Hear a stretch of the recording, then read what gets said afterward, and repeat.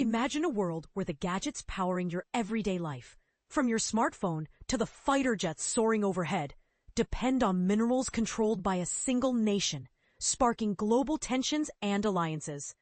That's the reality we're diving into today, as the US and Japan forge groundbreaking partnerships on rare earths and nuclear energy, right before a pivotal Trump-Xi summit.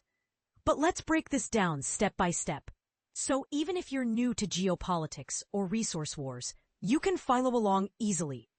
Rare earths, for instance, aren't just fancy-sounding rocks. They're a group of 17 chemically similar elements crucial for manufacturing high-tech components. Think of them as the secret ingredients in everything from electric car batteries and wind turbines to military equipment like advanced weaponry. Without them, our modern tech world grinds to a halt. The US and Japan are teaming up not just out of friendship, but out of necessity to counter the dominance of China, which handles over 90% of global rare earth processing. This imbalance has led Beijing to tighten export restrictions recently, raising alarms about supply chain vulnerabilities. And this is the part most people miss: how these moves tie directly into broader strategic chess games.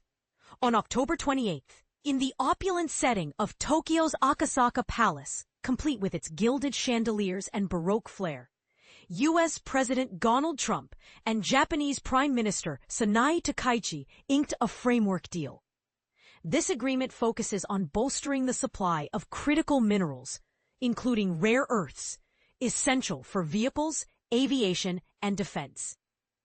They'll leverage economic tools, joint investments, and even coordinated stockpiling to build resilient, fair markets for these resources.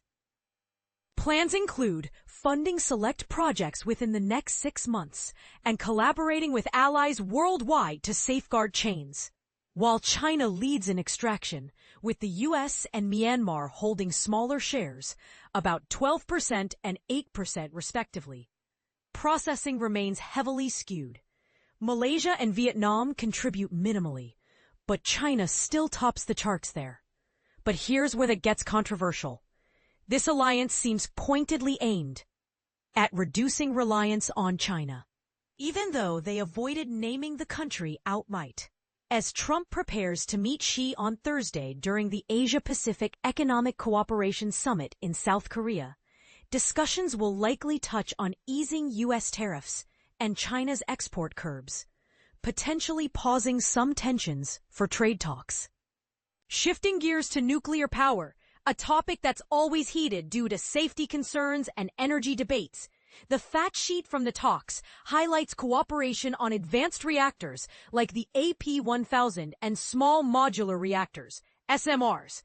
These are next-gen designs that promise safer, more efficient energy.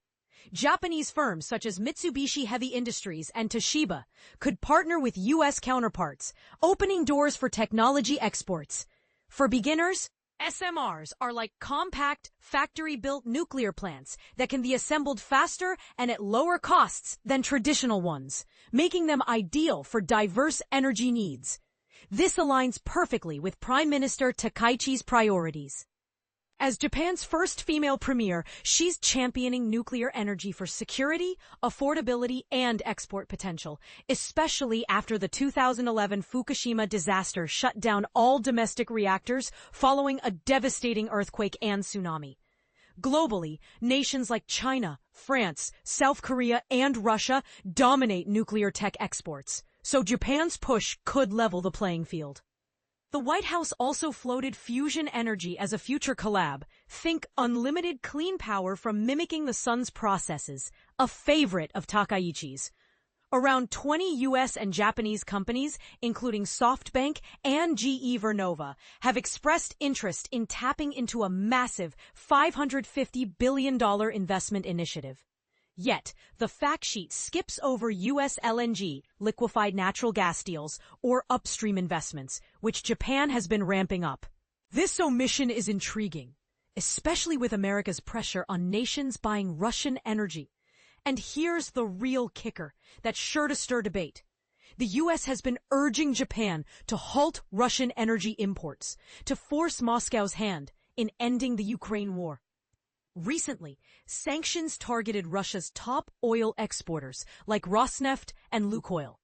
Japan, reliant on cheap LNG from Russia's Sakhalin-2 project, supplying about 9% of its gas needs, has been diversifying. Run by Mitsui and Mitsubishi since 2009, Sakhalin-2's contracts expire between 2028 and 2033, prompting Japan to boost U.S. LNG buys.